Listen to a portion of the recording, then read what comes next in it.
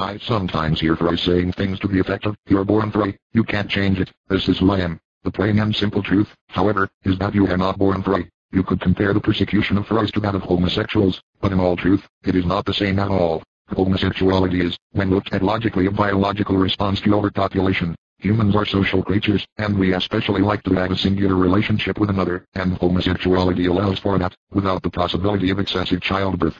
But I digress. The so-called furry community is not born, a furry is made. When we are young, we are often exposed to anthropomorphic animals, and they are often seen having a generally good time, so to speak. Perhaps furries are exposed to more than the rest of us, I do not know for sure. Needless to say, as the furries grow older, they are often unattractive, or have a bad personality. This makes others shun them, perhaps pushing them into some sort of depression, at which point, they remember the happier days of their childhood. They start to imagine what it would be like to be one of the characters they spent their developing years parked in front of the television watching, and soon, they will come across a community of furries, people who will accept them, when nobody else will. They soon become immersed in the so-called culture. They start to dress in a fursuit. They create an alternate persona, often an attractive anthropomorphic animal. They soon begin to like this alter ego, more than their true self. They start to believe that this is their true self. This is when the taint starts to set in. They become delusional. In their fit of psychosis, they cease to be logical, they cease to be honest with themselves, and simply delve further and further into their delusion. Soon, someone begins to question them. They tell them, "You are not a fox,